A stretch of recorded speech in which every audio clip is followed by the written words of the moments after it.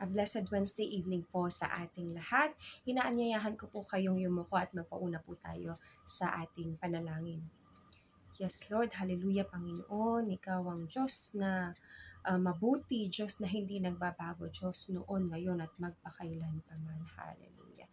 Salamat, Panginoon, sa gabing ito, Father God, sa ipinagkaloob mo sa amin sa oras na ito, Panginoon. Alam ko, Panginoon, na ikaw ay naririyan dahil sabi mo nga po sa iyong salita na if there is two or three who gathered in your name, you will be in the midst of them. At salamat, Panginoon, because we know that you are here with us, Panginoon. Ikaw ang magtuturo sa amin, sa aming mga puso't isipan, Panginoon. Ikaw magbubukas, Panginoon, ng mensahe mo para sa bawat isa.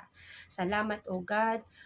Bigyan niyo po kami ng kalakasan sa gabing ito at ilayo niyo po kami sa kahit anumang distractions, Panginoon. Salamat, O Lord.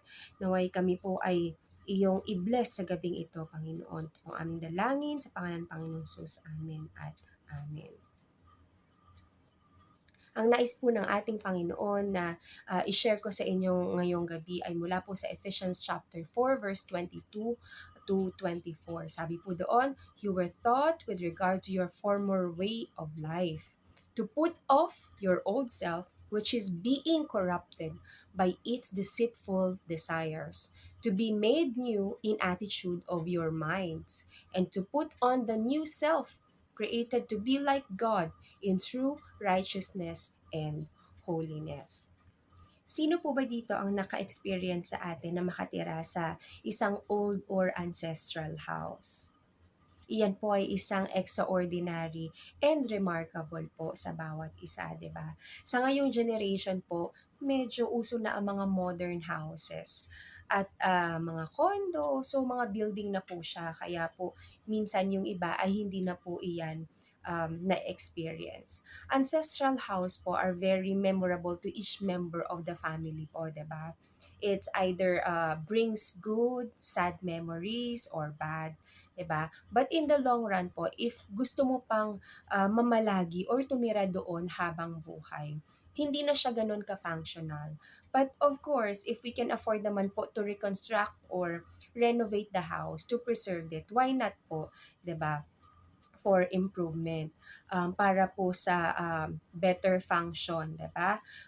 For longevity and for our own comfort na rin po. We always have a choice to make over for upgrade to look more pleasing and for our own convenient po, a remolded ancestral house. So bakit ko po ba yan na-share sa inyo? Dahil ito po ay it's a bit similar po sa scripture na aking napag-aralan na nais ng Panginoon na i-share ko po sa inyo ngayong gabi. Kaya po ang pamagat ng mensahe ng ating Panginoon ay remolded me and you. Simula po nang tinanggap natin ang ating Panginoong Hesukristo. Sure po ako, glory to glory, day by day, by God's grace po. Many of our ways, habits, characters, or meron man po sa personality natin, unconsciously, na ay nagbabago po. Mas namomold tayo into God's likeness po. Mas lalo po tayong nagkakaroon ng discernment, 'di ba? Although may knowledge naman po tayo sa tama o mali. Pero mas lalo nating naitatama yung mali natin at tayo ay nare-rebuke either because we have heard it through preaching na akala po natin pinapatamaan tayo. But it is God's way upang tayo ay makausap niya at paalalahanan. That's why it hits you hard po. Either through situation then or God may use our fellow Christians po. We can't also deny the fact that we are human in nature. So there is still some things na medyo mahirap talaga tanggalin sa atin, 'di ba? Kasi nakastick na siya, nakadikit na siya. At ito ay nakalakihan natin. Kaya po sa paunang buwan ng taon, pag-usapan po natin yung dalawang instructions ng Panginoon dito sa scripture na kanyang ipinagkaloob ng Diyos mula po sa Ephesians chapter 4 verse 22 to 24. Makibasa po kayo muli sa akin. Ang sabi po doon, you were taught with regard to your former way of life to put off your old self, which is being corrupted by its deceitful desires, to be made in you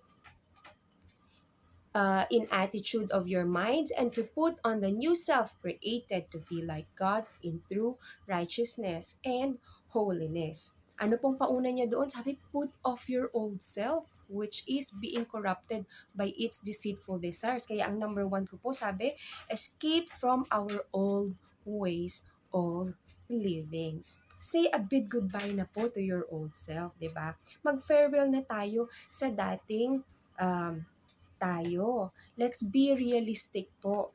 In this world po, sa mga bagay na nagbibigay ng mga temporary happiness. Example na lamang po ay ang vices, di ba? Minsan po yan ang takbuhan ng mga taong nai-stress. Hindi sila tumatakbo sa ating Panginoong Jesus, kundi sa akin din po ay nangyari iyan noon. Na kapag ako ay na-stress, maghahanap po ako ng aking kasamang kainuman. Pero yan po ay matagal na. That was maybe 15 years ago na po. Iyan nangyayari. So, dito naman po sa Kuwait, ang mga katrabaho ko po kapag sila ay nasistress, sinasabi nila, I am so stressed, let's just give me a time to have a vape. Kasi hindi na po ngayon medyo uso ang sigarilyo, yan, mga vape naman po ang kanilang mga ginagamit. Siguro nakakapagtanggal ng stress sa kanila, but for in a short period time lamang po. Pero ito po ay hindi rin maganda sa ating katawan, di ba? Kaya sana yan po ay malesen na kung kayo man po ay gumagawa ng ganyan, dahil natanggap na po natin ang ating Panginoong Hesukristo. Sana po iyan ay mawala na sa atin. And of course, isama na rin po natin ang pagbababad sa ating mga cellphone, di ba? Yung watching sa YouTube, um, browsing sa ating mga Facebook minsan, di ba? Ako, yan din po. Minsan ang aking pinagkakaabalahan. At minsan po, yan pong pagbababad natin sa cellphone, gaming, minsan yan din po ang nagiging cause ng ating katamaran. Tayo po ay nagiging lazy and not being productive every day po, 'di ba? At marami po niyan sa kabataan. Sana po yan po ay maiwasan natin. Ano? Isama na rin po natin ang overeating, kasi minsan din po ang takbuhan natin ay ang ating comfort food. Dahil tayo ay stress, kakain tayo ng mga gusto natin, hindi natin namamalayan. Ang kinakain natin ay dumadami na. And of course, wherein sa mga nag-iedad po, hindi na rin yan advisable. Siguro po sa mga kabataan po pwede, pero hindi pa rin siya advisable kasi tayo ay maaaring magkasakit din dyan. Ano? And let's also flee from the things or situation that will only hurt other people and will only put us to harm. Bigay ko na rin po ang example is yung pagiging sarcastic, di ba? Minsan din, hindi rin yan maganda kasi nakakasakit din ng kapwa natin. Although straightforward tayo, sana yan po ay mailesen na rin natin, di ba? At there is always a way to say it in a better or proper way na hindi natin masasaktan ng ating kapwa. And iwanan na rin po natin yung mga excess baggages natin from the past years, especially nung 2023. Alam ko po na yan ay mahirap dahil fresh pa, pero yung mga hinanakit natin from petty things, bad or negative memories, wag na po natin yan dalhin or ungkatin sa year 2024. Let's switch off po the things or habits that doesn't give us a light or whatever strongholds na aware naman tayo that may leave a lasting impression on us as a Christian. Kasi nga po, mas madali tayong ma-judge bilang Kristiyano. And fleeing from old us doesn't mean that we have to forget what we have experienced, because from whatever mistakes we have done from before, sure po ako na bawat isa ay meron natutunan doon. Para mas madali po sa atin na takbuhan ang dating tayo, aside from accepting Jesus Christ as your own personal and Savior po, you have to acknowledge that you are a sinner, that you have to accept and repent from your sins po.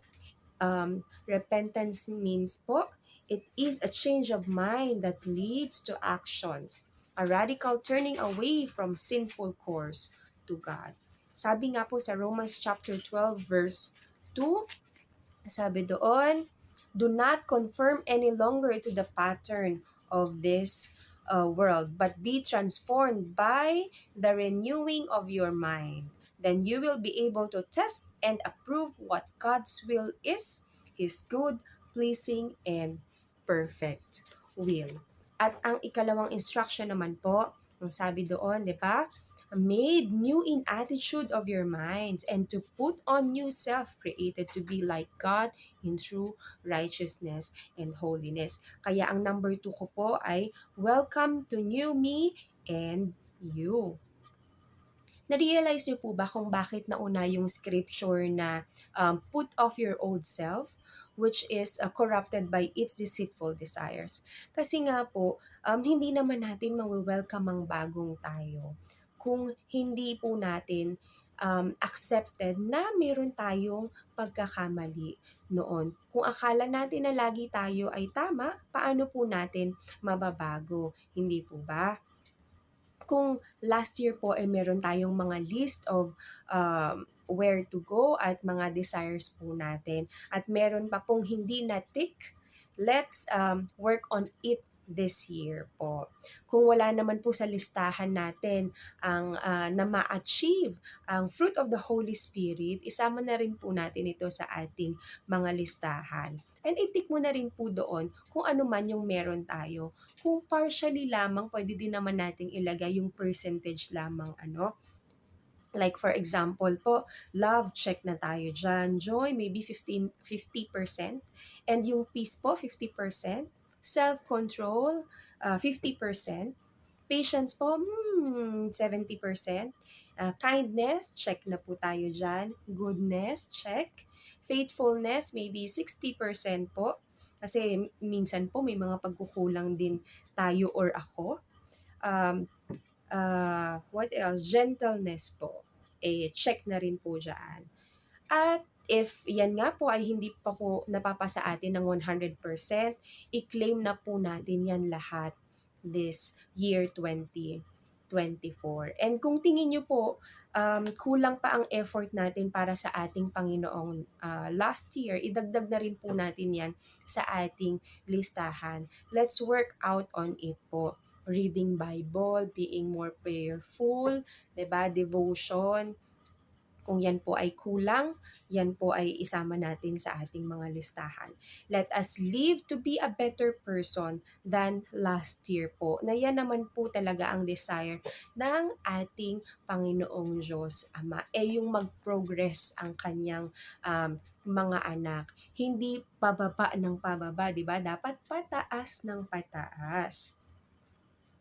And let's also be more active sa church po. Gulatin po natin sila na let's join a ministry kung saan po sa tingin natin na tayo ay mag-grow. And we can ask the help po of our fellow Christians po, yung mga worker po natin sa church, kung saan tayo pwedeng mailagay po. And learn how to say no din, kasi yan din po ang struggle ko noon. Pero praise the Lord po, kasi yan din po ay natutunan ko na. It's hardly for me to say no. Dahil po sa peer pressure. Ngayon po dahil nasa husband pressure. Just kidding lamang po.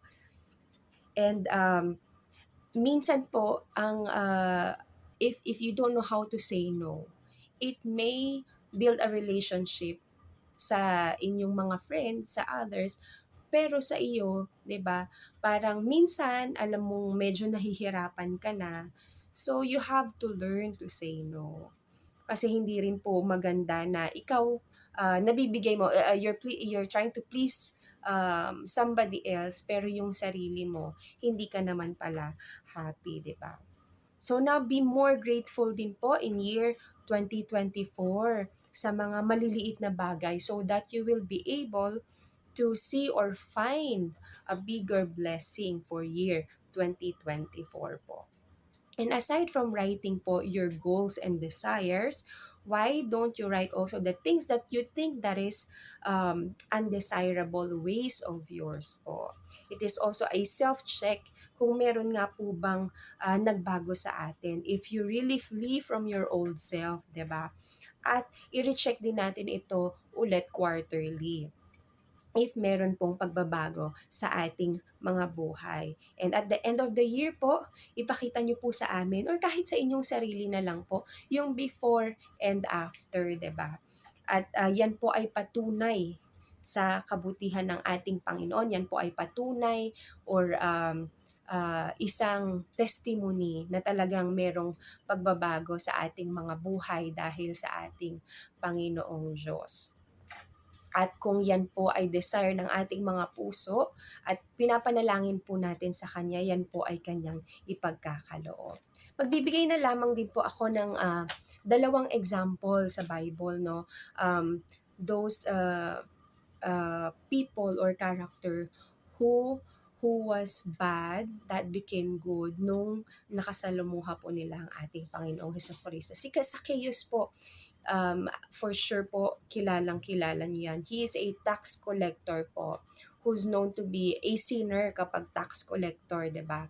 Traitor sila, corrupt daw po. They are allowed to extort more money in taxes from their fellow Jews than the required by Rome po. But when he met Jesus, he immediately announced po that he would give half to the poor and pay back 4 times the amount of anything he had cheated out of others. And later on, he is preaching the gospel po.